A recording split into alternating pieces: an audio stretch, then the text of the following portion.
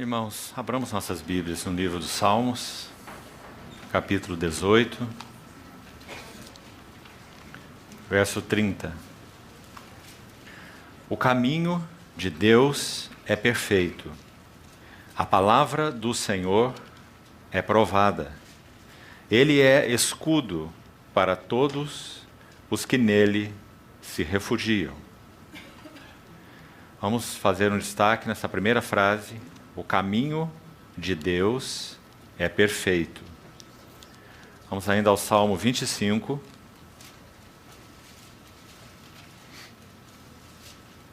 Versículo 4. Aqui há uma oração. Faze-me, Senhor, conhecer os teus caminhos. Ensina-me as tuas veredas. Faze-me conhecer teus caminhos. Ainda, verso 9. Guia os humildes na justiça e ensina aos mansos o seu caminho. Ainda o verso 12. Ao homem que teme ao Senhor, ele o instruirá no caminho que deve escolher. Salmo 86, verso 11. Ensina-me, Senhor, o teu caminho, e andarei na tua verdade. Dispõe-me o coração para só temer o teu nome. Ainda mais um salmo, 95, versos 10 e 11. Durante 40 anos estive desgostado com essa geração e disse: é povo de coração transviado, não conhece os meus caminhos. Por isso jurei na minha ira, não entrarão no meu descanso. Lembrando que esse par de versos aparece também em Hebreus 3, versos 10 e 11, exatamente a citação do Salmo 95, se referindo ao fato do povo de Israel errar no seu coração e não conhecer os caminhos do Senhor. Estes sempre erram no coração, não conheceram meus caminhos. Vamos ainda ter uma palavra de oração.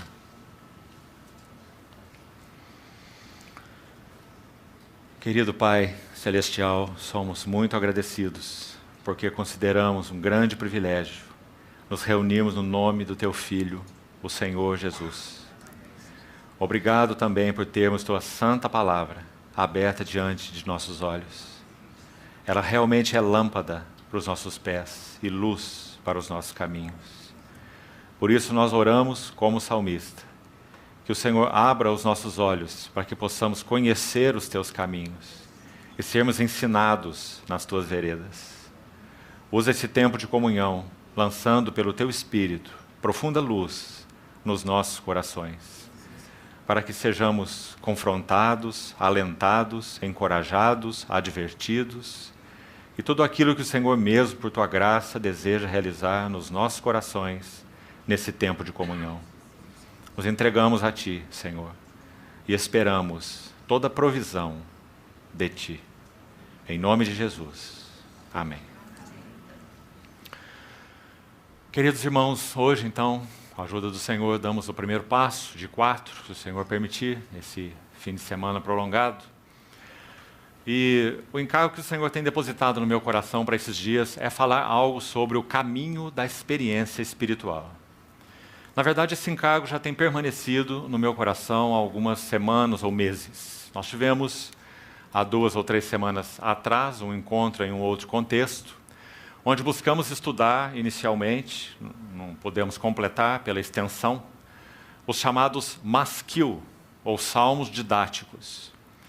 Aqueles salmos são numa série de 14, conforme a divisão de nossas Bíblias, e 13 no original, já que os salmos 42 e 43 são um salmo só no texto original.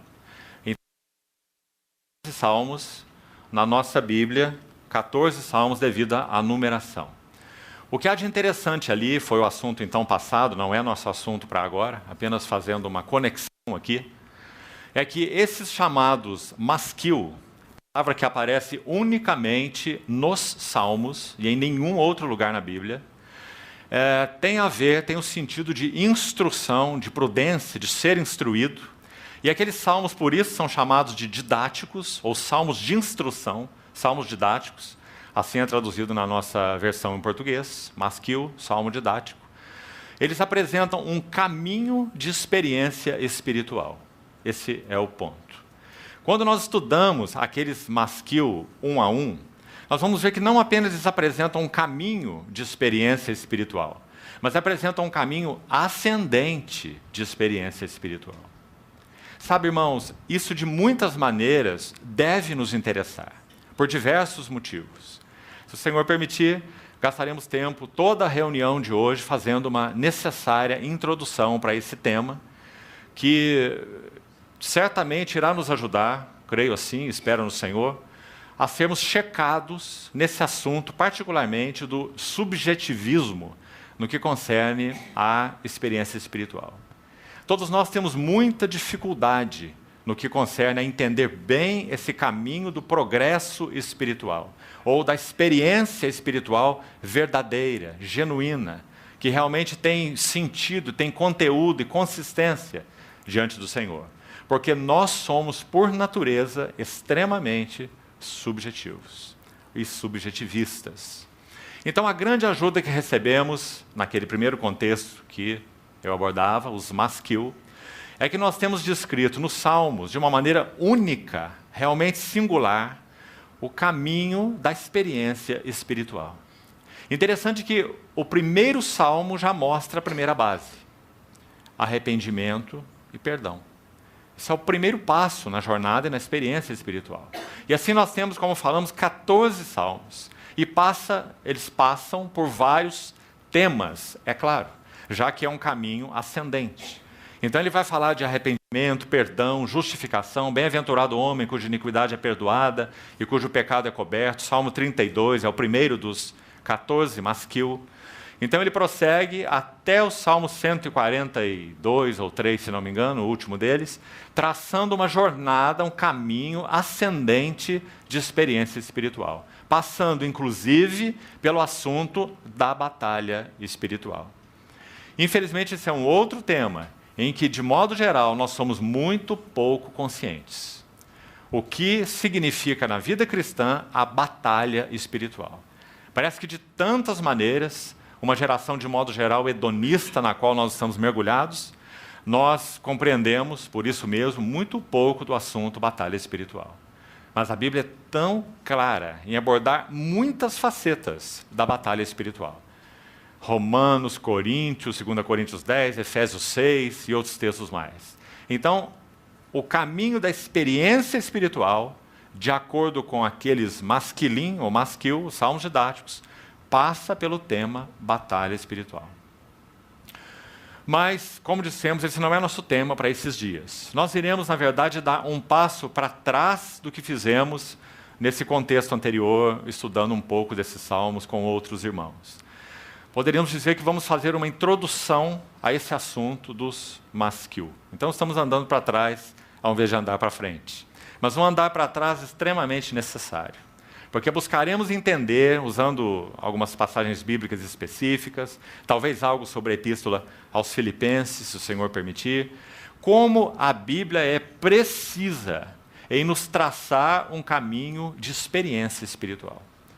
Claro que cada um de nós tem as suas nuances particulares de experiência com o Senhor. Mas a Bíblia traça um mapa, uma jornada, um caminho, para que nós estejamos seguros se essa chamada experiência espiritual, aqui coloquemos entre aspas, que estamos vivendo, ela é genuína. Um servo do Senhor do século passado disse assim, ouça bem: toda experiência espiritual que não nos acrescentar algo mais da visão espiritual, da glória ou das glórias da pessoa e da obra do Senhor Jesus, devem ser consideradas de nenhum valor. Qualquer experiência espiritual, me permitam repetir, que não acrescente a nós algo mais das visões, das glórias, perfeições da pessoa e da obra do nosso Senhor Jesus, devem ser consideradas sem valor. Porque se formos traçar uma linha única, reta, digamos assim, só há um assunto nesse tema experiência espiritual. Deus deseja revelar as belezas de Cristo a nós. Esse é o caminho da experiência espiritual. O caminho da experiência espiritual é conhecer e conhecer e conhecer mais das riquezas inescrutáveis de Cristo. E na medida em que isso vai acontecendo por revelação, algo vai se processando em nosso interior. Contemplando a glória do Senhor, nós somos transformados de glória em glória, na sua própria imagem. Em tese, em linhas gerais, esse é o caminho da experiência espiritual. Já está todo resumido nessa frase. Mas claro, irmãos, se a Bíblia é tão detalhada nesse assunto, tão específica como vamos ver em tantos aspectos, então, graças a Deus, nós podemos desglossar isso, esmiuçar isso em mais detalhes. E podemos ver, confiamos no Senhor com mais beleza e clareza, esse caminho do crescimento espiritual, ou da experiência espiritual. Então é isso que vamos buscar fazer. Observe esses salmos que nós lemos, e muitos outros mais. No livro dos Salmos e no livro de Provérbios, mais de 50 vezes nos dois, esse termo caminho ou caminhos aparece. Salmo 119, por exemplo, várias vezes. O autor do Salmo, provavelmente Esdras, seja o autor do Salmo 119, o homem da palavra, Esdras, um salmo sobre a palavra. Várias vezes ali você vai encontrar a palavra caminho e caminhos, singular e plural. E como nós já lemos, textos iniciais, escolhemos alguns, uma ênfase, uma oração do salmista, buscando, clamando, rogando realmente ao Senhor que torne conhecido a Ele os seus caminhos. Ensina-me teus caminhos, e então andarei nas tuas veredas. Um outro, poderíamos agregar, que não citamos na introdução, muito conhecido de todos nós, Salmo 139, conclui os dois últimos versos também com uma linda oração no mesmo sentido, dizendo: sonda-me, ó Deus, conhece o meu coração, prova-me e conhece meus pensamentos, vê se há em mim algum caminho mau, e guia-me pelo caminho eterno. Só uma explicação para esse termo, caminho eterno. É o caminho onde Deus anda. Só Deus é eterno. É uma oração do salmista para ser companheiro de Deus nos caminhos de Deus. Então, amados irmãos, esse tema, experiência espiritual, o caminho da experiência espiritual, realmente tem grande relevância para os nossos corações, muito mais em dias de tanto subjetivismo. E que de muitas formas podemos e temos sido, que o Senhor tenha misericórdia de nós, enganados em alguns aspectos nesse tema experiência espiritual. Ainda antes de seguirmos, já entrarmos nessa introdução, que vamos tomar a reunião toda para isso, necessariamente, hoje, eu sei que é conhecido, talvez da maioria dos irmãos que estão aqui, que, também falando de modo geral, há uma forma muito específica de Deus nos ensinar, e que, se estudarmos com atenção os versículos do Novo Testamento, como já foi feito por outros irmãos, um deles muito conhecido de todos nós, um servo do Senhor do século passado, já o fez com muita dedicação, nós sabemos que a maneira primária do Senhor nos ensinar no que concerne ao caminho da experiência espiritual é comungando, revelando, falando, se mostrando ao nosso espírito humano. Então, esse servo do Senhor, não quero propositalmente citar o nome, estudando o Novo Testamento com muita atenção, diligência e cuidado, como era a sua característica, ele separou praticamente todos os versos do Novo Testamento onde o termo coração aparece. E estudando esse termo coração, já que a nossa relação com Deus, filho meu, Provérbios, dá-me o teu coração, pois dele procede as fontes da vida. Estudando esse termo no Novo Testamento, a conclusão que esse irmão chegou foi que o que a Bíblia chama de coração é, por um lado, a sede de nossa personalidade. É o que nós somos. Vamos chamar de o nosso ego. Ego não é uma coisa ruim.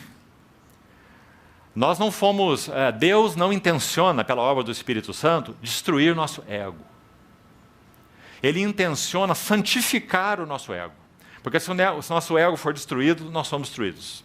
O ego é o que nós somos, é a nossa personalidade. Jesus tem ego. E o ego de Jesus é absolutamente santo. Ele colocou o seu ego, a sua personalidade humana, o seu eu, né, debaixo de completa submissão ao eu do Pai. Não se faça a minha vontade, mas sim a tua vontade. E em todos os outros aspectos. Né? Então precisamos ser muito cuidadosos para entender esse tema aí, para não entrarmos em caminhos de filosofia oriental, né? E nos perdermos aí nesse entendimento do ego. E qual é o trabalho do Senhor em nosso ego. Então, coração, voltando ao tema, coração é o nosso ego, é o que nós somos, nossa personalidade. Agora, se juntarmos os versículos como esse irmão o fez, o que a Bíblia chama de coração? Coração é composto de todas as funções de nossa alma. Nossos pensamentos, então a Bíblia fala de pensamentos do coração. O coração pensa, então a mente está incluída no assunto do coração. Está entendendo? A Bíblia também fala dos sentimentos do coração. O coração também sente, então emoções também estão incluídas nesse termo coração. Coração decide, coração escolhe, resolve, então a questão volitiva também está incluída no coração. Desejos do coração. Pensamentos, sentimentos, desejos do coração. Mas há um outro elemento que agora compõe, podemos assim dizer, é uma faculdade do nosso espírito humano e não da alma. E esse elemento se chama consciência. E a Bíblia usa a consciência também atrelada ao coração. Então, não quero alongar muito com isso, vou citar um exemplo. 1 João 3, 20 e 21. Se o nosso coração não nos acusar, quem acusa é a consciência. Romanos 2, Paulo diz que os pensamentos do homem, mesmo sem lei, do gentio, que procede por natureza de conformidade com a lei, Romanos 2, você deve conhecer o texto, ele diz que os seus pensamentos mutuamente acusam-se ou defendem-se, quando Deus julgar os segredos dos corações dos homens. Então, essa faculdade específica de acusar ou defender é uma função da consciência. E 1 João 3, 20 e 21 aplica ao coração, dizendo, se o coração não nos acusar, temos confiança. Mas se o coração nos acusar, então Deus é maior que o nosso coração e conhece todas as coisas. Então, você compreendeu isso primeiro? Coração, então, abrange toda a nossa alma. E lembre-se, a alma é sede de nossa personalidade. O homem foi feito alma vivente, é o que nós somos. Nossos pensamentos, nossos sentimentos, nossos desejos, né? E mais essa faculdade do nosso espírito chamada consciência. Né? Isso é o coração, segundo a Bíblia. Então, de modo geral, de novo, como Deus nos ensina? Deus tem comunhão conosco, Deus é espírito e tem comunhão conosco em espírito. Porque Deus é espírito, importa que seus adoradores o adorem em espírito e em verdade. Aí esse mesmo irmão, fazendo um exercício mais detalhado um pouco, ele vai nos ajudar a ver que também não é uma ideia, uma conclusão dele, é uma conclusão do Novo Testamento. Se você fizer seu estudo, vai chegar a essa conclusão, que o nosso espírito humano ele tem basicamente 3 funções, que também você já deve ter ouvido falar. Uma função de intuição, como foi chamado, ou se quisermos, de iluminação. Uma função de comunhão. E a terceira, já citei, consciência. São 3 faculdades do espírito humano. Então, meditando sobre isso, 3 imagens me ocorreram. Eu gostaria de compartilhar com você, que penso ser de ajuda, e vai te ajudar a memorizar o que significa essas funções do espírito humano. Então, pense assim. Intuição ou iluminação. Então pensa em uma lâmpada. O espírito do homem é a lâmpada do Senhor. Provérbios 20, 27. A qual esquadrinha todo o corpo. Então Deus é espírito, tem comunhão conosco no espírito, e Ele ilumina o nosso espírito para que nós conheçamos as coisas de Deus e as coisas do homem. 1 Coríntios 2. Ninguém conhece as coisas de Deus senão o Espírito de Deus. E as coisas do homem ninguém as conhece, senão o Espírito do homem. Então o Espírito de Deus ilumina o espírito do homem para que conheçamos as coisas de Deus e as coisas do homem. Não é? Por isso o Espírito do homem é a lâmpada do Senhor. E graças a Deus por esse maravilhoso trabalho da graça. É por causa dessa iluminação que nós podemos conhecer a Deus. Conhecer a Deus seria um assunto impalpável, intangível, inalcançável para qualquer um de nós. 1 Coríntios 2,9. Nem olhos viram, nem ouvidos ouviram, nem jamais penetrou em coração humano o que Deus tem preparado para aqueles que o amam. Mas na sequência, verso 10. Mas Deus nolo revelou pelo Espírito. Porque o Espírito a tudo perscruta, até mesmo as profundezas de Deus. Tão claro, né? Então, voltemos lá de uma maneira bem didática. Primeira função do Espírito do homem: receber iluminação do Espírito de Deus. Intuição, como esse irmão chamou, talvez essa palavra iluminação, penso, seja também uma palavra extremamente adequada. Paulo ora assim pelos Efésios: iluminados sejam os olhos do vosso coração para saberdes. Não é assim? Efésios capítulo 1. Então, iluminação, lâmpada. Primeira função do espírito humano, lâmpada, iluminar. Nenhuma luz sobre Deus teríamos, nenhuma luz sobre nós teríamos, sobre nós mesmos. Nenhuma luz sobre nada teríamos, nem sobre a vida, nem sobre o mundo, nem sobre a igreja, nem os propósitos eternos de Deus, nada. Cegos seríamos, a não ser que Deus tomasse uma decisão, e Ele tomou. Comunicar luz ao nosso espírito humano. Deus que disse: de trevas resplandecerá luz. E Ele resplandeceu nos nossos corações, para iluminação do conhecimento da glória de Deus na face de Cristo. Então está aí, intuição ou iluminação, uma lâmpada. Segundo, comunhão, outra função do espírito humano. Agora, para pensar em um outro objeto para guardarmos, mesa. Talvez não haja um objeto para expressar melhor comunhão do que mesa, não é? Principalmente para os mineiros de Minas Gerais. O lugar de ter comunhão é na mesa, né? Então, mesa, comunhão. Fiel é Deus pelo qual fostes chamados à comunhão do seu Filho Jesus Cristo, nosso Senhor. A figura é o Pai Celestial de um lado da mesa, nós, os chamados por Ele, do outro lado da mesa, e na mesa, o Filho. Então, o Pai tem comunhão com os chamados no Filho. E tem comunhão do Filho. Comunhão de seu Filho. Não apenas no seu Filho, mas de seu Filho. Que coisa preciosa é essa, né? Então, está aí a segunda imagem. Não é a função da alma, é a função do Espírito. Graças a Deus. Porque como vamos seguir com a ajuda do Senhor nesses dias, nossa alma é tão volúvel, é tão vulnerável, é tão inconstante e instável. Então, graças a Deus, porque a comunhão é mantida, guardada e preservada no Espírito. Então, está aí a segunda função, comunhão, representada por uma mesa. Terceira função que já citamos, consciência. Também somos muito gratos ao Senhor por essa função do espírito humano. Vamos usar um objeto para representá-la. E o objeto seria uma porta, talvez o melhor deles.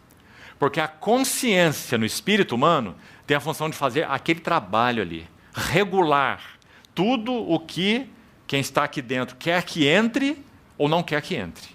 E também regular o que quer que saia e o que não quer que saia. Essa é a função da consciência. Tudo aquilo que entra em nosso espírito, a consciência registra, fala, detecta e julga ou critica. Como isso é importante. É a função de juízo. E também o que sai.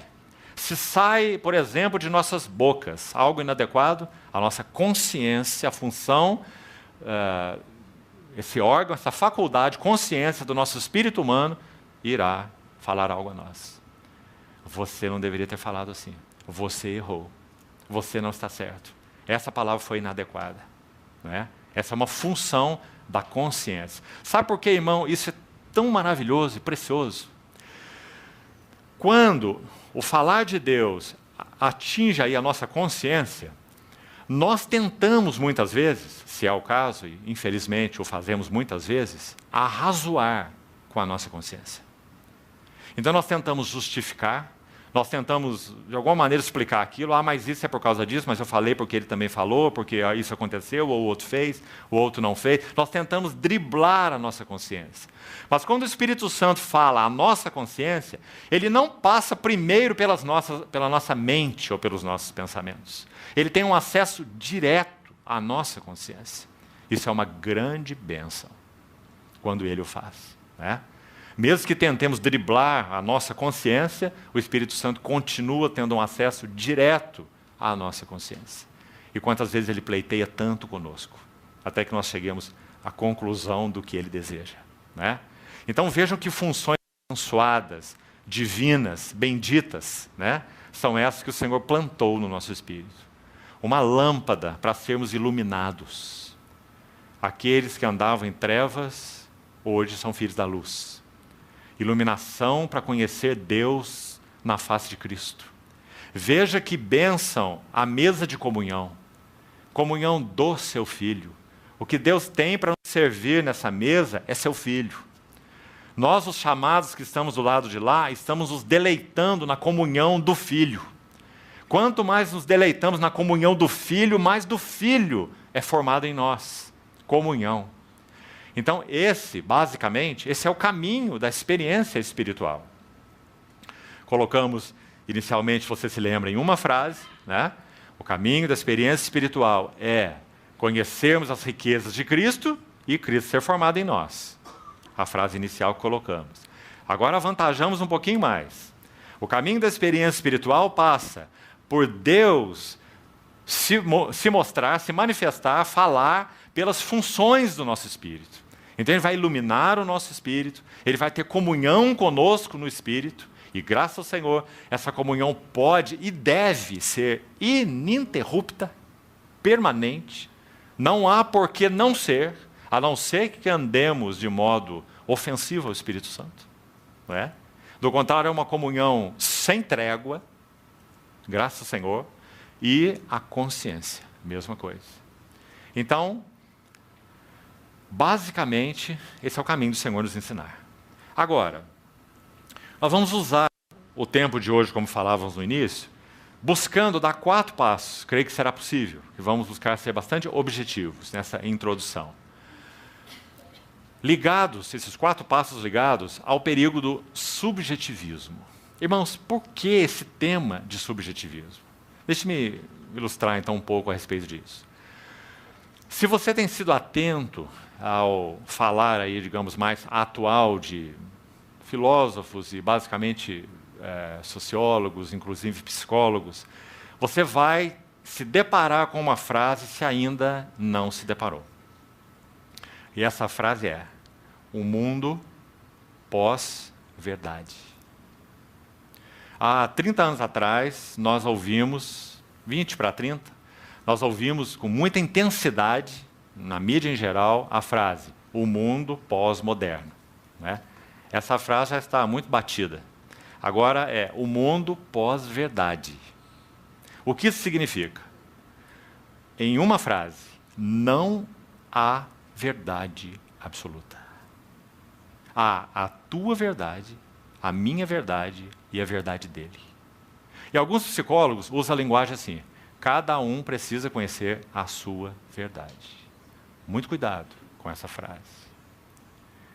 Nós estamos realmente vivendo uma era que antecede o seu clímax, mistério da iniquidade e a revelação do anticristo, na qual era e fase, esse axioma, mundo pós-verdade, será empurrado para dentro da sociedade, como já tem sido, e para dentro da igreja de uma forma absolutamente violenta.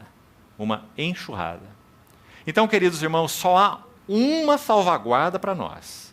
E acho que é aqui que nós podíamos começar esse assunto do perigo do subjetivismo. É se nós formos o povo da verdade. Parece que simplesmente essa frase já é intimidadora. Imagina o mundo ouvindo essa frase das nossas bocas. Nós somos o povo da verdade. Vocês são os fundamentalistas, né? Vocês são os fanáticos, os estranhos, os donos da verdade, não é? Mas é isso que nós somos. Nós somos o povo da verdade, porque a verdade para nós é pessoal. A verdade para nós está contida naquele que disse: eu sou a verdade, e não uma verdade, não é? E se nós somos o povo dele, comprado por ele, então nós somos o povo da verdade. Essa é a nossa marca, né? Então toda a nossa experiência espiritual, ela será checada pela verdade. Nós não andaremos em termos subjetivos. E nem acharemos que as verdades de Deus são negociáveis. E nem achamos que o mundo evoluiu tanto que nós estamos na era pós-verdade. Irmãos, Deus tem atuado nesse chamado mundo pós-verdade, como sempre atuou, mas de uma maneira ainda mais visível, não é? Nós o vemos por sua graça, de duas maneiras. A primeira é através de uma soberania restritiva. Se esse Deus bondoso, fiel e amoroso que temos, que conhecemos, não estendesse sua mão e não interviesse com sua soberania restritiva, nós já teríamos nos engolido vivos como geração, devorado uns aos outros.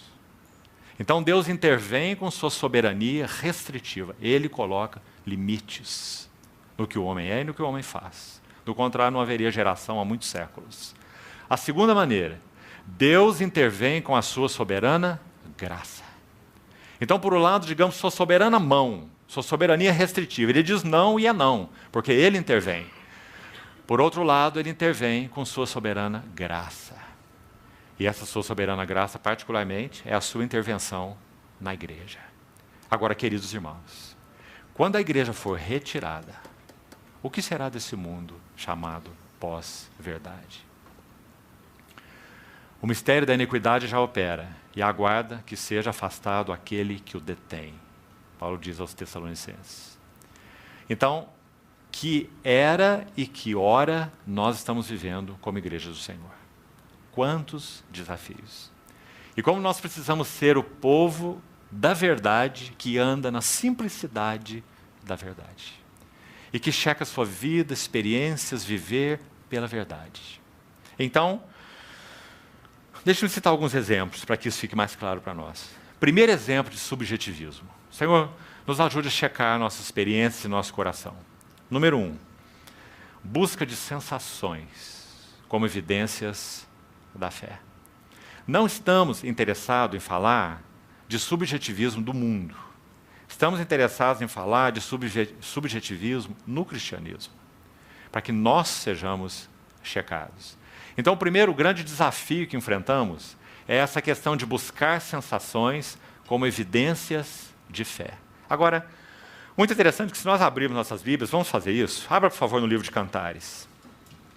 Aqui recebemos uma graciosa ajuda nesse tema experiência espiritual, no que concerne ao perigo da busca das sensações, para evidenciar a fé, enquanto devia ser o contrário.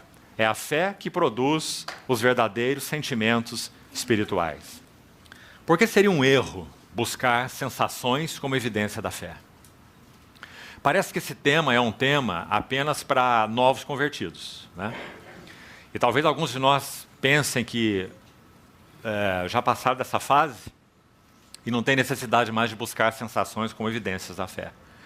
Mas se permitirmos que o Senhor nos sonde, irmãos, nós realmente iremos ver o quão dependente nós somos de sensações, para que tenhamos a nossa vida de fé confirmada. E não chegamos a nada, porque o caminho de Deus é o contrário.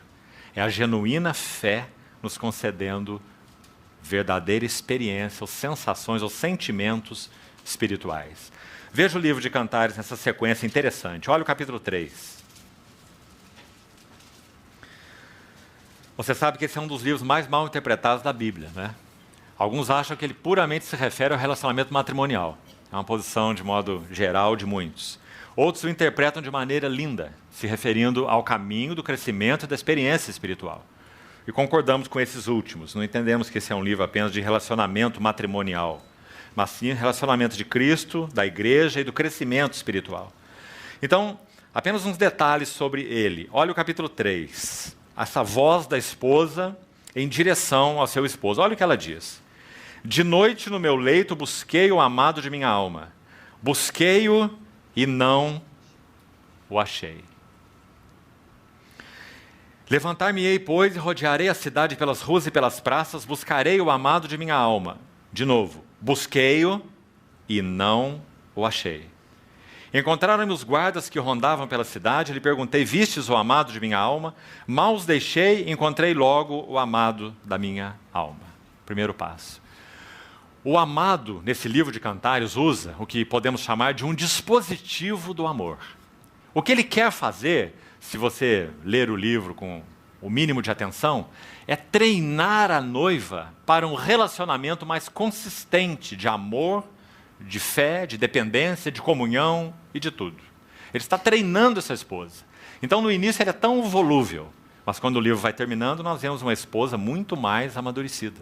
Então, é um caminho progressivo nesse livro. Observe o que esse amado fez aqui. De noite no meu leito busquei o amado de minha alma, busquei e não o achei.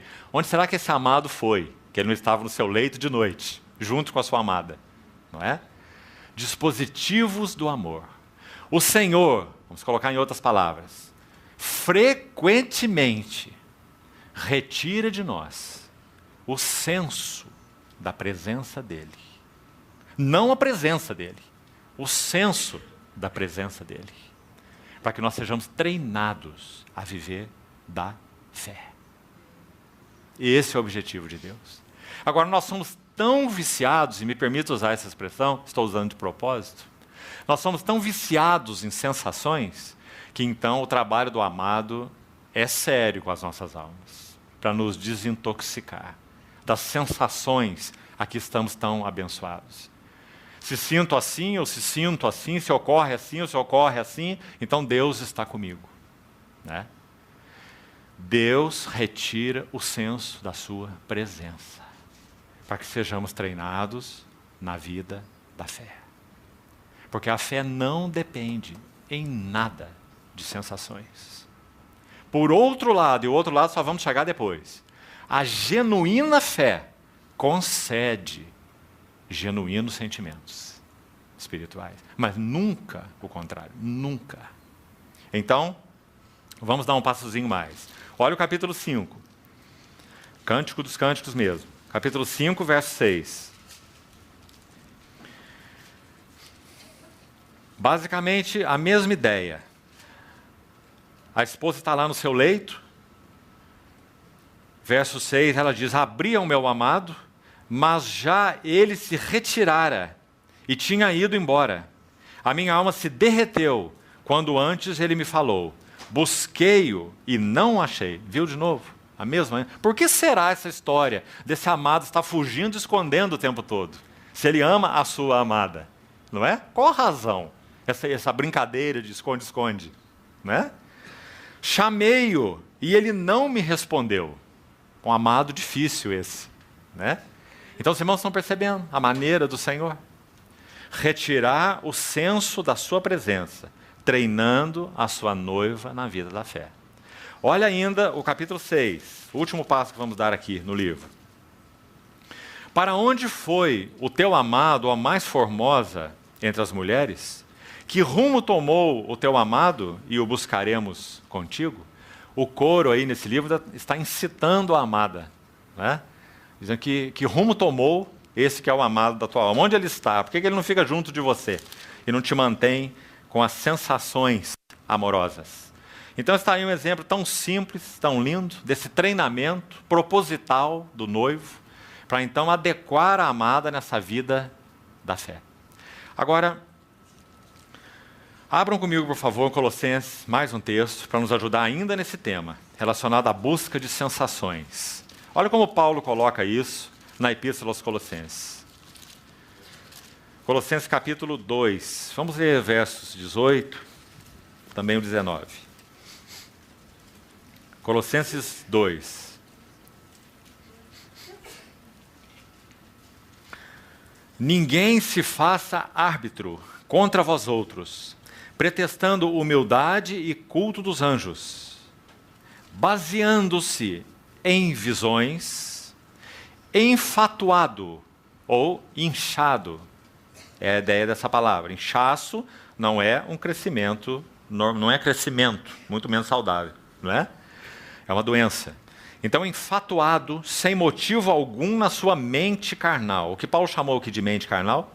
Pretexto de humildade, culto de anjos e basear-se em visões. Irmãos, isso nada mais é do que busca de sensações. Então, Paulo está muito claramente escrevendo aos irmãos colossenses, condenando uma vida cristã baseada em sensações. Culto de anjos, visões.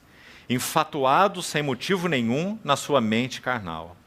E não retendo a cabeça, da qual todo o corpo, suprido e bem vinculado por suas juntas e ligamentos, cresce o crescimento que procede de Deus. Um detalhe aqui interessante, essa última frase do verso 19.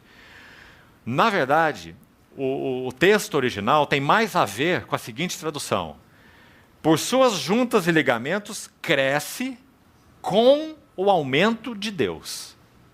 Então, como que o corpo de Cristo cresce? Com o aumento de Deus nele.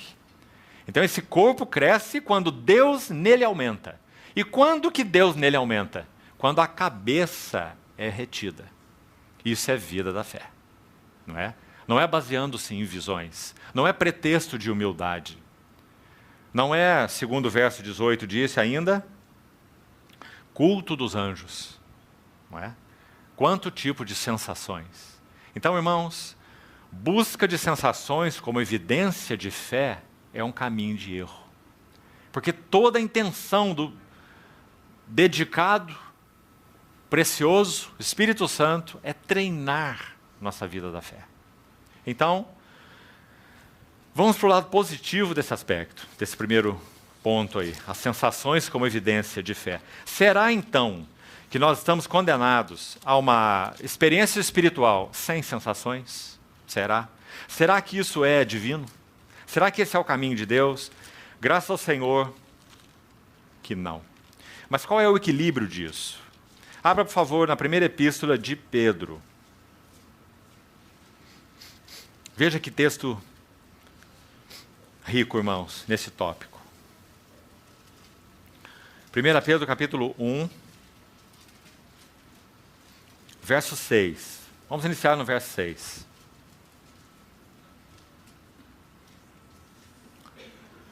Desde o verso 3, Pedro fala dessa eleição de Deus segundo a sua misericórdia, regeneração, a herança incorruptível nos céus, né? É o contexto aí que você certamente conhece. No verso 6 ele diz, nisso exultais.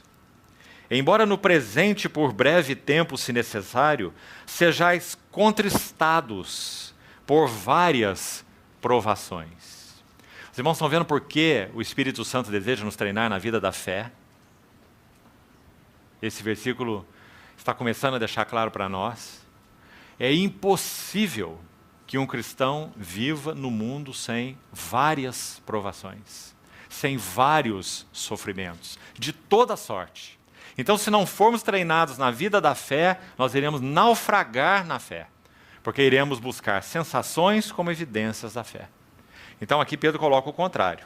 Ele diz, exultais contristados por várias provações, para que o valor da vossa fé, está vendo? O treinamento, uma vez confirmado, mais precioso do que o ouro perecível, mesmo apurado por fogo, redunde em louvor, glória e honra na revelação de Jesus Cristo, a quem, não havendo visto, há mais. De novo, veja a ênfase da fé. Não o vimos e o amamos. Não vendo agora, mas crendo, exultais, mais uma vez a palavra exultais, com alegria indizível e cheia de glória. Em outros contextos, em outros tempos em que estivemos juntos, aqui mesmo, com os irmãos, em Londrina, Me lembro que li para os irmãos um texto pequeno do diário de Jonathan Edwards, falando sobre uma das suas experiências espirituais. O tema era esse.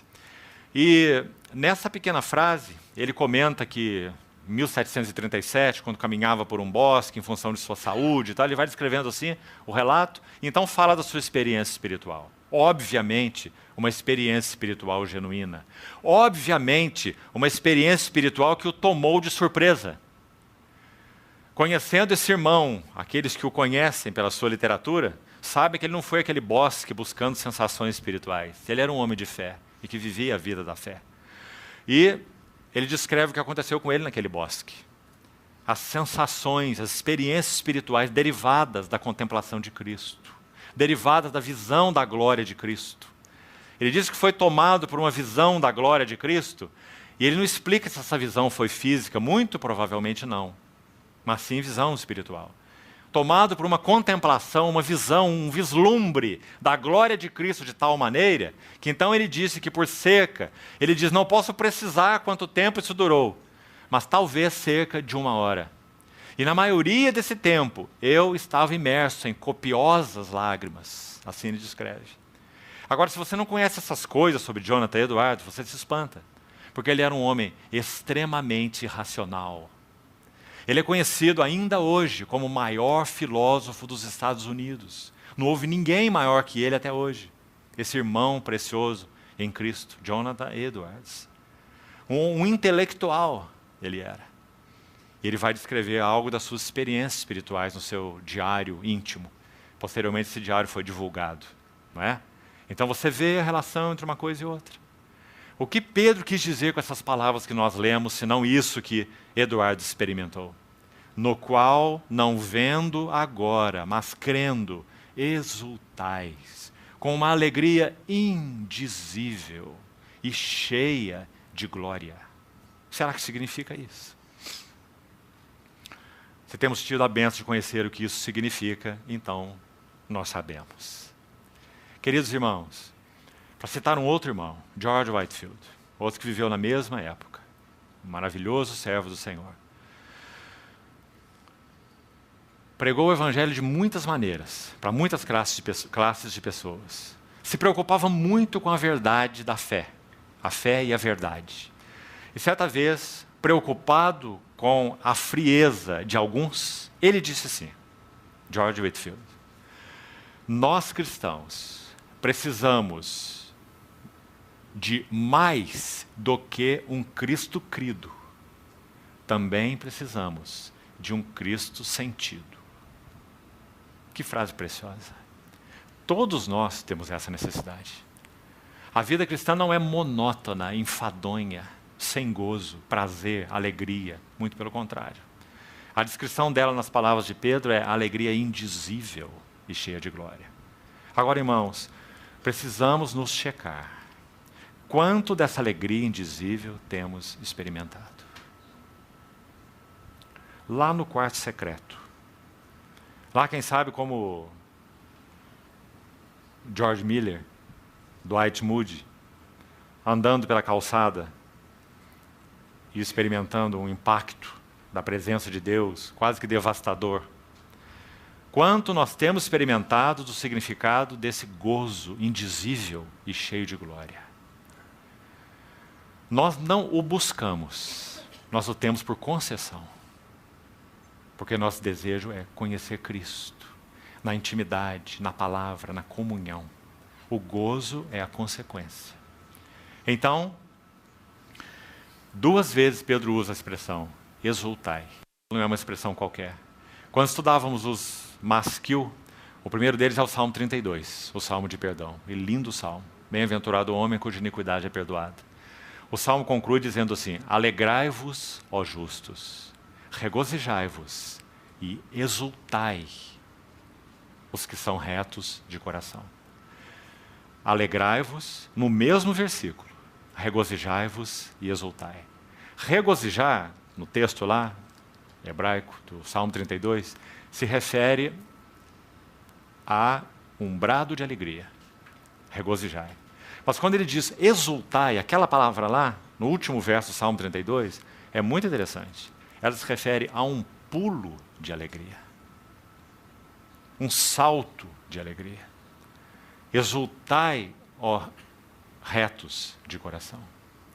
Será que esses salmistas, será que esses servos de Deus do passado e do presente, será que eles estão extrapolados na descrição das suas experiências espirituais? Ou será que nós é que temos estado aquém daquilo que realmente o Senhor deseja nos conceder, do gozo da sua presença? Mas, amados irmãos, é o gozo da fé. Não é o gozo de quem buscou o gozo. Não é a sensação de quem buscou sensação. E muito menos sensação para confirmar fé. Não. Quando marido e esposa experimentam a alegria da vida conjugal, eles não experimentam essa alegria para confirmar nada. Eles experimentam a alegria porque tem realidade no relacionamento entre eles. Assim com o nosso Senhor. Agora permanece uma pergunta. O Senhor não deseja nos conceder o gozo de sua presença? O Senhor não deseja nos conceder o gozo no meio de várias provações? Então, que o Senhor possa usar essas frases para checar e ajustar nossos corações nesse tema. Então, o primeiro tópico aí com relação ao perigo do subjetivismo. Buscarmos sensações para evidenciar fé. Mas então toma esse cuidado aqui. A verdadeira fé nos conduz a verdadeiras e santas sensações. Experiência cristã genuína. Segundo ponto. Vamos abrir na segunda epístola de João. Aqui há, na segunda e na terceira epístola, alguns versículos que eu gostaria que nós lêssemos.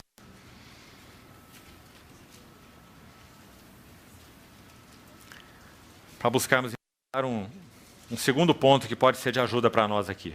Basearmos fé em experiências, segundo erro. O primeiro, buscar sensações para evidenciar a fé. Agora o segundo, buscar ou basear fé em experiências. E esse também seria um erro tremendo, segundo a compreensão da experiência espiritual, segundo a Bíblia. Então abra, por favor, a segunda epístola de João.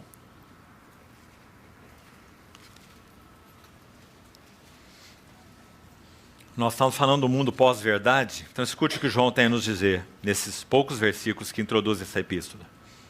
O presbítero, a senhora eleita, e aos seus filhos, a quem eu amo na verdade. Queria que você observasse quantas vezes João vai usar a palavra verdade. O que será que João quis dizer com amo na verdade? Nós podíamos, sabe, irmãos, termos um estudo aqui sobre esses 4 versículos que nós vamos ler.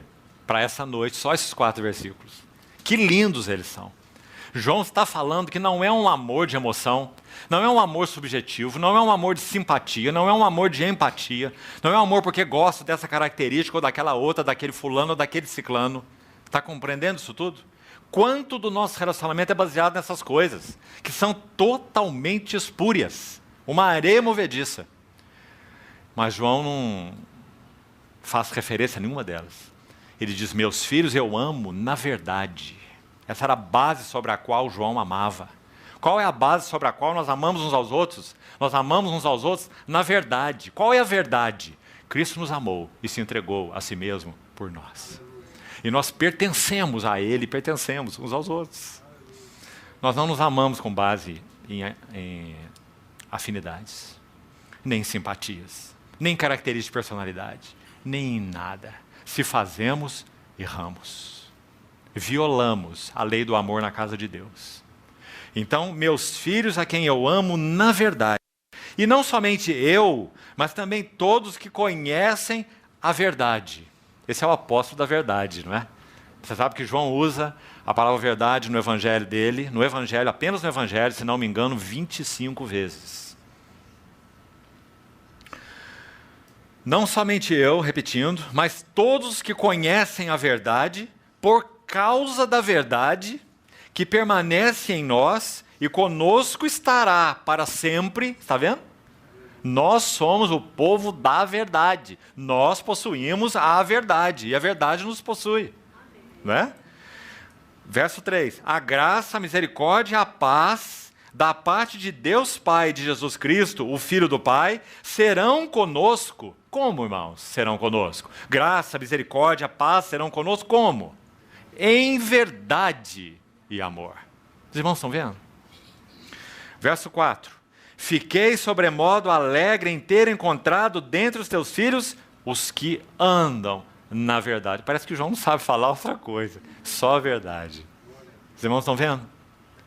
Irmãos, todo esse movimento também avassalador nos nossos dias, e só irá se intensificar. Ecumenismo. Unidade, unidade, unidade, unidade. Quanto mais se prega sobre unidade, mais divisões nós temos. Não é? Por quê? Porque a base da unidade qual é? Verdade. Não há unidade genuína e nem que interesse para Deus, que não seja baseada exclusivamente na verdade. Então nunca se esqueça isso, amado irmão. A verdade é a base da unidade. É claro que a verdade se refere aqui à verdade essencial. O Deus triuno, a encarnação, a obra do verbo, e etc. Aquilo que é essencial, na verdade, há coisas que são secundárias. Não é? E deixa o secundário no secundário. Não vamos criar problema por causa disso. Não é?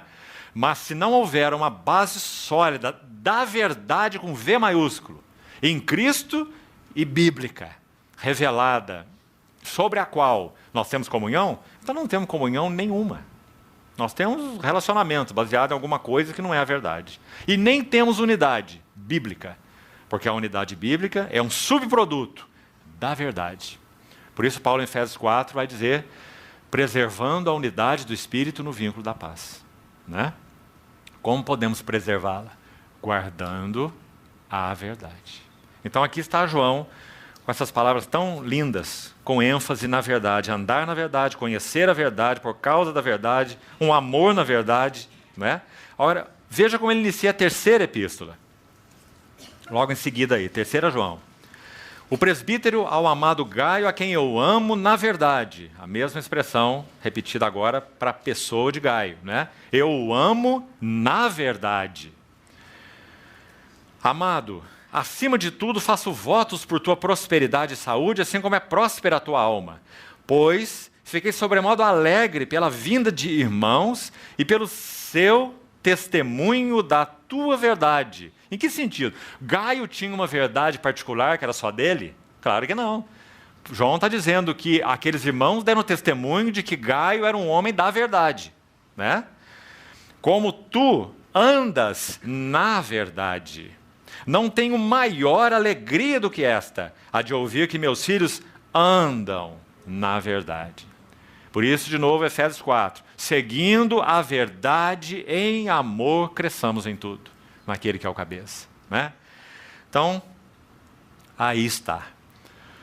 Deixe-me citar, ainda nesse tópico, buscar evidências da fé, né? Buscar basear fé em experiências, mais uma vez.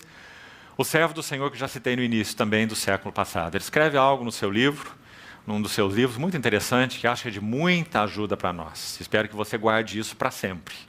Ele coloca uma ilustração com relação a esse assunto, fé e experiência. Ele coloca assim, sobre um muro caminham 3 pessoas. A pessoa da frente se chama fato. A pessoa que vai atrás, nesse muro estreito, se chama fé. E a pessoa que vai atrás, a terceira, se chama experiência.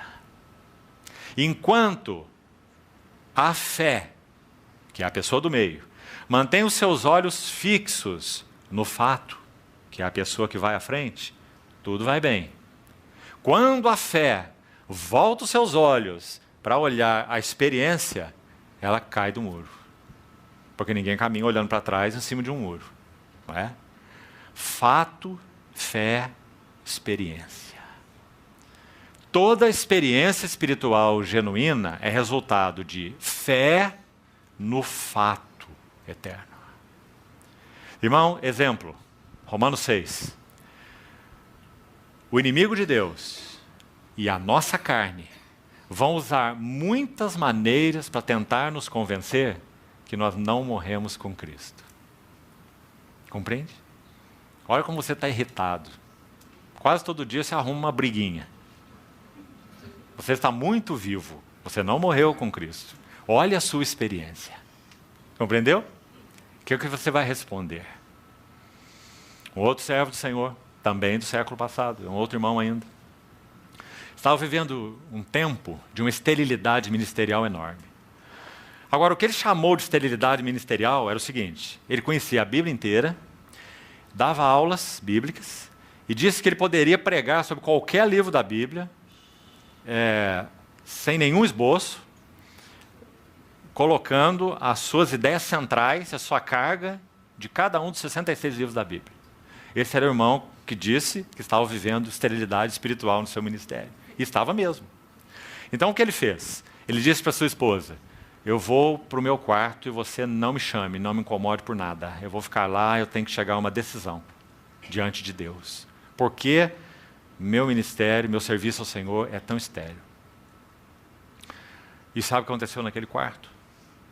Esse professor da Bíblia leu mais uma vez um texto que certamente ele sabia de cor, Romanos 6. Foi crucificado com ele o nosso velho homem, para que o corpo do pecado seja tornado sem efeito e não sirvamos mais o pecado como escravos. De alguma maneira, naquele dia, a luz raiou. E ele compreendeu o quê? Que tudo que ele estava fazendo até ali estava sendo feito com diligência, sim, dedicação, mas na energia natural, na energia da carne. Foi crucificado com ele o nosso velho homem. Então, queridos irmãos, quando nossa fé se baseia no fato, a experiência vai se seguir.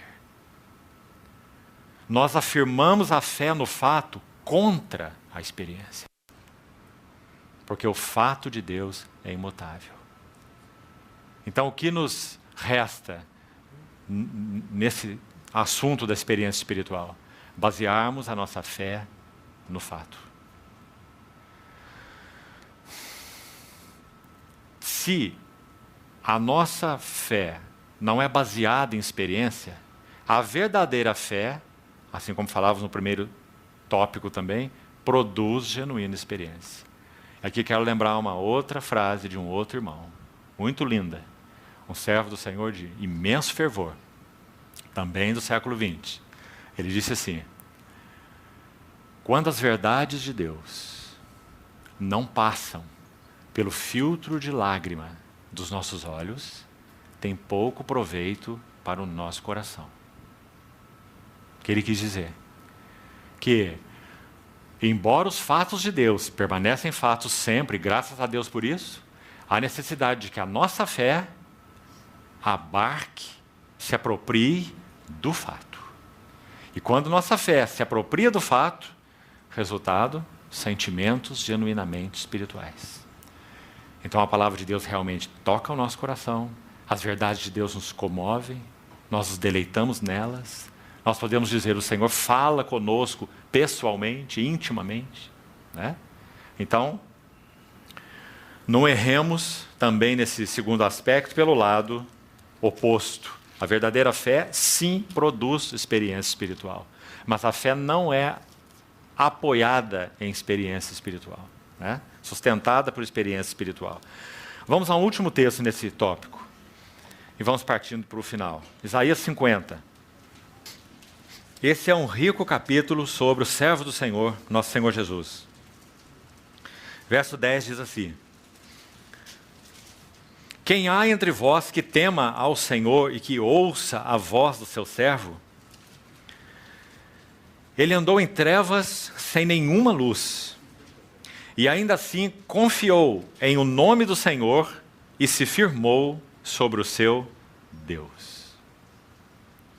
Aí está nosso Senhor Jesus, o servo do Senhor, vivendo uma absoluta vida de fé. Quando ele olhava para João, para Pedro, para Tiago, para as circunstâncias, para aqueles que o seguiam, só trevas. andou em trevas sem luz nenhuma, e ainda assim confiou em o nome do Senhor e se firmou sobre o seu Deus. Agora o verso 11 é uma exortação, diz assim: Eia todos vós, que acendeis fogo, vos armais de setas incendiárias.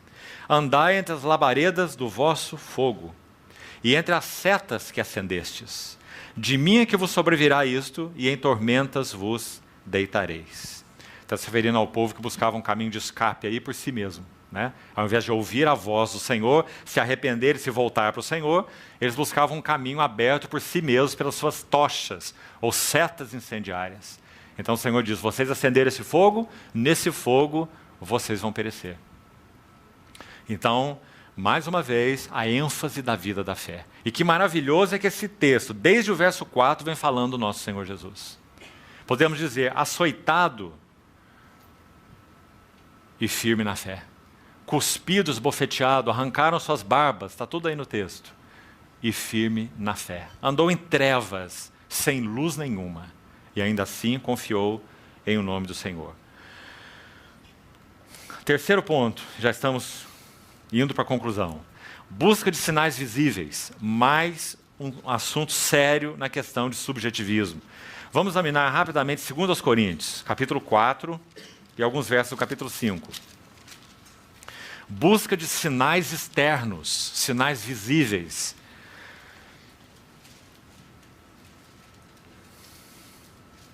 Segundo aos Coríntios 4, verso 16 diz assim: Por isso não desanimamos. Pelo contrário, mesmo que o nosso homem exterior se corrompa, contudo o nosso homem interior se renova de dia em dia.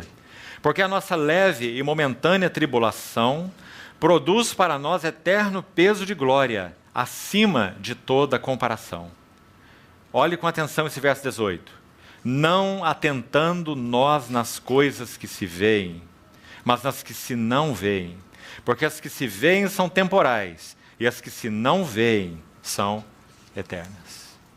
Onde há espaço para a busca de sinais externos nessa passagem? Sinais visíveis, podemos assim dizer. Seja da presença do Senhor, da aprovação do Senhor, ou seja lá o que for.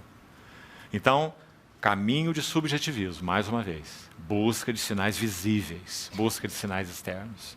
Irmãos, precisamos ser confrontados com essas coisas, para que o Senhor nos livre desse caminho de externalidades, para que realmente sejamos treinados numa vida da fé. Muito mais isso se fará necessário, quanto mais o dia do Senhor se aproximar.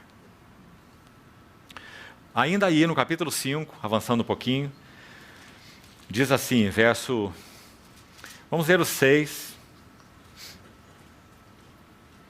e com ênfase no verso 7. Verso 6 diz: Temos, portanto, sempre bom ânimo, sabendo que enquanto no corpo estamos ausentes do Senhor. Que expressão interessante essa de Paulo, né?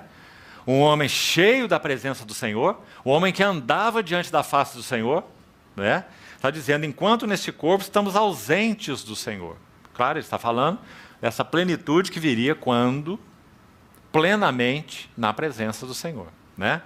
E então, qual é a regra para esse tempo, enquanto estamos ausentes do Senhor nesse sentido?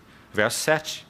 Visto que andamos por fé e não pelo que vemos.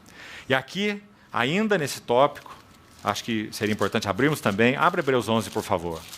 Olha esse maravilhoso texto da vida da fé e das decisões da fé, particularmente, relacionado a Moisés. Se queremos ilustrar aquele verso de Paulo, andamos por fé e não pelo que vemos, acho que temos aqui uma das mais lindas ilustrações. Hebreus 11, verso 24. Vá acompanhando esses verbos de decisões da fé. Pela fé, Moisés, quando já homem feito, recusou. Olha esse primeiro verbo. Irmão, se Moisés fosse olhar suas sensações, ele era o príncipe na corte do faraó. Recusou ser chamado filho da filha de faraó. Segundo, preferindo, mais uma decisão, preferindo ser maltratado junto com o povo de Deus. Terceiro, a usufruir, né? Aqui uma decisão no que toca a esse aspecto negativo, né? Não usufruir, prazeres transitórios do pecado. Verso 26, porque considerou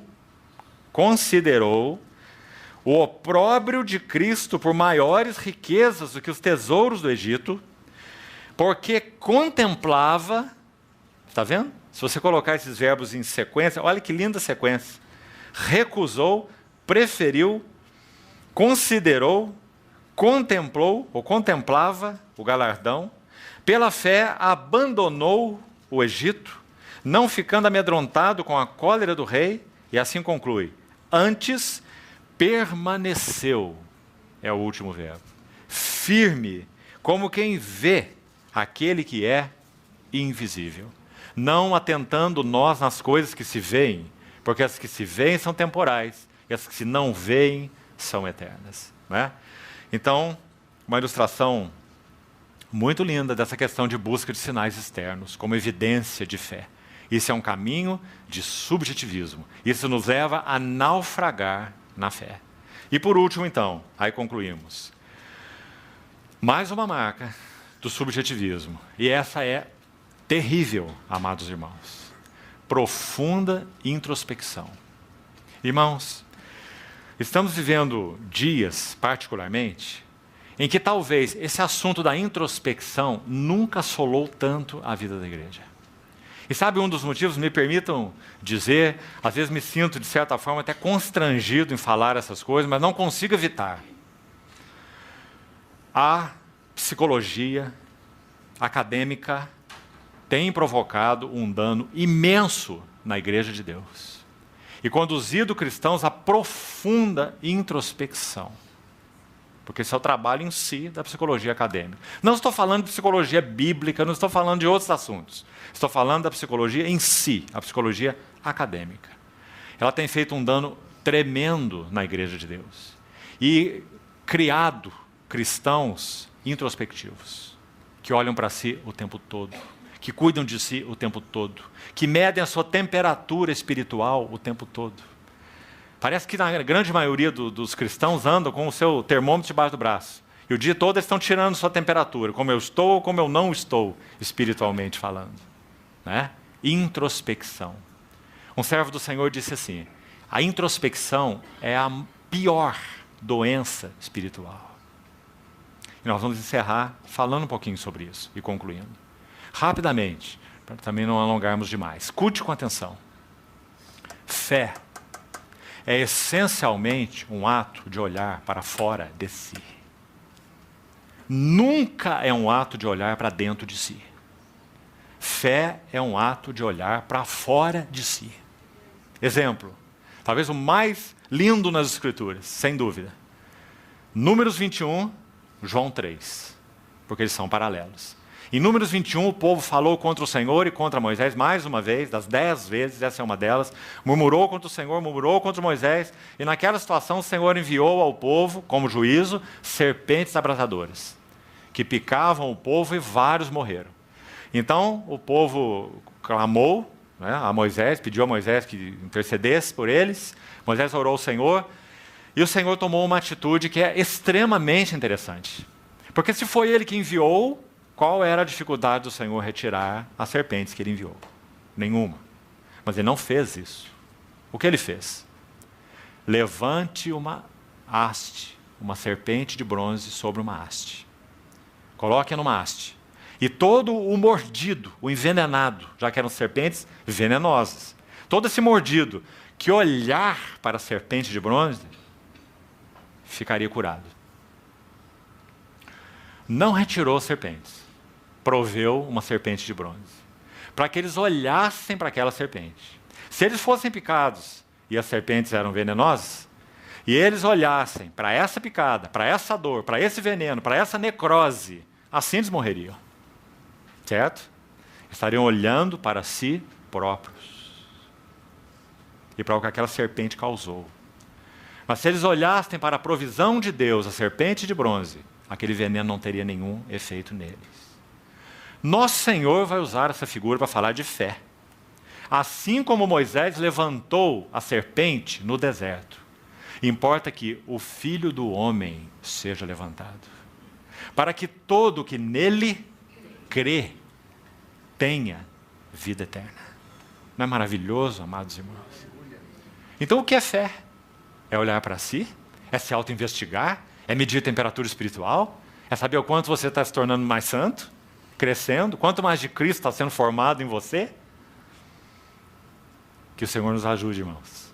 Fé é olhar para Ele. Olhando firmemente para Jesus, o autor e consumador da fé. Que em troca da alegria que lhe estava proposta, suportou a cruz e não fez caso da vergonha. De novo, olhe a vida da fé do nosso amado Senhor. Então o texto de Hebreus conclui nos exortando e dizer, então considerai, Hebreus 12, 3. Considerai esse que suportou tamanha oposição dos pecadores contra si mesmo. Porque ele viveu a vida da fé, então ele pôde suportar a oposição. Não buscou sinais visíveis, não buscou sensações, não buscou experiências. Andou em trevas sem luz nenhuma, como nós vemos no capítulo 50. Graças a Deus por essa vida maravilhosa do nosso Senhor Jesus. Então, suportou tamanha oposição dos pecadores contra si mesmo, para que não vos fatigueis, desmaiando em vossas almas. Está aí o que a introspecção faz conosco. Desmaio espiritual. Desmaiando nas nossas almas. Então não foi por menos que esse servo do Senhor disse, não há doença mais maléfica na vida cristã do que introspecção. Mata a vida da fé. E a jornada com o Senhor. Fé é olhar para outro. Fé é olhar para fora. Quanto mais da beleza de Cristo vemos, mais nós vemos aquilo que é necessário ver sobre nós. Nos passos que vamos dar futuramente nesses dias, Senhor permitir, vamos entrar um pouco mais detalhes nisso. Quando Paulo aborda ali em Filipenses, a verdadeira circuncisão. Adoram Deus no Espírito, se gloriam em Cristo, estão vendo quem Ele é, olhos iluminados, contemplando as glórias e perfeições do Senhor. E então, adoram Deus no Espírito, se gloriam em Cristo, não em si, se gloriam em Cristo e não confiam na carne. Irmãos, a única maneira de conhecermos os contornos serpenteantes que essa nossa carne tem é olharmos para Ele. Se tentarmos conhecer isso fazendo autoexame, nós estamos aniquilados. É na tua luz vemos a luz, porque em ti está o manancial da vida. Então está aí o quarto elemento, essa profunda introspecção. Agora, eu listei uns resultados aqui, e eu queria citar para os irmãos. Nós vamos terminar com eles, não vou explicar nada sobre eles, não. Faça você o seu exercício. Para mim, são os resultados mais óbvios da introspecção e não poderia deixar de ser os mais terríveis. E veja, primeiro resultado de uma vida introspectiva: angústias. Muitas vezes aquela angústia volante. Sabe o que é angústia volante? É que você não sabe de onde veio nem para onde vai. Você só diz, estou angustiado, não sei, uma angústia. Não é? Irmãs não são especialistas em falar isso para seus maridos, né? Estou com uma angústia hoje, não é assim? Chama angústia volante. Angústia sem causa. Sabe qual é a causa? Introspecção. Então, primeira causa, a primeira consequência é a angústia. Segunda, também muito óbvia, instabilidade espiritual. Não dá, irmãos, para termos uma vida constante com o Senhor, andando de modo introspectivo, consultando a nós mesmos o tempo todo. E você, a terceira característica, eu vou citá-la para exemplificar com a ilustração que eu ia dar: incapacidade de se envolver com outras pessoas. O introspectivo é incapaz de se envolver, porque ele pensa em si o tempo todo. Ele pensa no que ele falou e no que ele não falou, no que ele fez e no que ele não fez, no que ele devia e no que ele não devia ter feito, pensado ou falado. Não é? Ele é o centro de todas as coisas. Isso é o introspectivo. Né? E todos nós, por natureza, digamos assim, estamos nesse laço, porque o pecado fez isso conosco. O pecado nos introverteu. Não é? Então, Está aí, o terceiro, incapacidade de se envolver. Como podemos viver a vida da igreja? Como podemos nos envolver uns com os outros? Como podemos servir uns aos outros? Como podemos ter uma mão única no serviço ao Senhor, no amor, e não aquela escondida e fica esperando retribuição? Impossível se vivermos vidas introspectivas, né? Não conseguiremos nos envolver. Terceiro, ou quarto, depressão. Irmãos, uma das maiores fontes de depressão é a introspecção. A outra, o polo oposto dela, soberba. Considerando-nos suficientes, capazes, e seja lá o que for, né? Porque somos introspectivos. Então, essa avaliação é superfaturada, né? A depressão e a soberba são polos extremos do mesmo problema, da introspecção. E por último, também sugerimos, e esse mais grave, devaneios mentais. Sabe, queridos irmãos, nós temos tido a oportunidade de comunhão com muitos irmãos e jovens em particular, em muitos contextos. Tem sido grande a luta de jovens atualmente com devaneios mentais. Devaneios. E introspecção é a porta aberta para devaneios mentais. Claro, a mente está entregue a si mesmo, consultando a si mesmo o tempo todo, sentimentos, pensamentos e suas coisas, e a si próprio, né? Sem esse olhar fixo, fora ao Senhor. Devaneios de toda espécie. Devaneios para pensamentos estranhos, devaneios para pensamentos, inclusive, de morte, de suicídio. Devaneios para pensamentos impuros. Muitos devaneios mentais, resultados de introspecção. Enfim, concluindo, o grande ganho, o triunfo do inimigo no Éden foi exatamente retirar o homem do senso, da comunhão, do jardim, da presença de Deus, Gênesis 3, e voltar o homem para dentro de si mesmo. Sereis como Deus conhecedores. Introversão, introspecção. Então, que o Senhor possa Ele mesmo nos ajudar, explicar, aplicar na vida, experiência e jornada de cada um de nós, né, os contornos do que falamos. E amanhã, se o Senhor permitir, nós vamos para a Epístola aos Filipenses e vamos buscar estudar aquela epístola no contexto experiência cristã normal, ou caminho da experiência espiritual, que aquele maravilhoso livro tem para nos ensinar em 4 capítulos, a Epístola aos Filipenses. Então, vamos encerrar por hoje, vamos orar.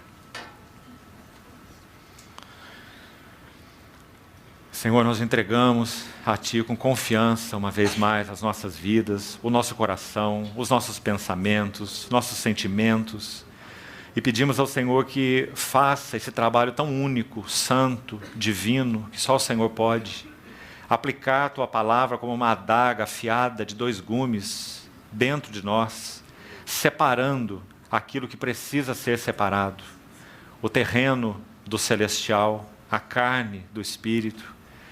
E, Senhor, nos dá a entender qual é a genuinidade do caminho da experiência espiritual. Não nos deixe perdidos, confundidos, em distrações. Guarda-nos, Senhor, te suplicamos. Sobretudo, levanta os olhos do nosso coração para que sejamos ávidos e constantes em contemplarmos as glórias e perfeições do Filho do Teu amor. Obrigado, Senhor, porque o Senhor já lançou luz no nosso espírito para que possamos Te conhecer. Ajuda-nos, Senhor, Te pedimos, ajuda-nos, para que mantenhamos olhos fixos, estáveis em Ti. Mesmo que andemos em trevas, sem luz nenhuma, ensina-nos o caminho da vida da fé, Senhor. Assim Te pedimos, felizes, bem-aventurados, porque Te pertencemos, Senhor amado. Em Teu nome precioso oramos. Amém.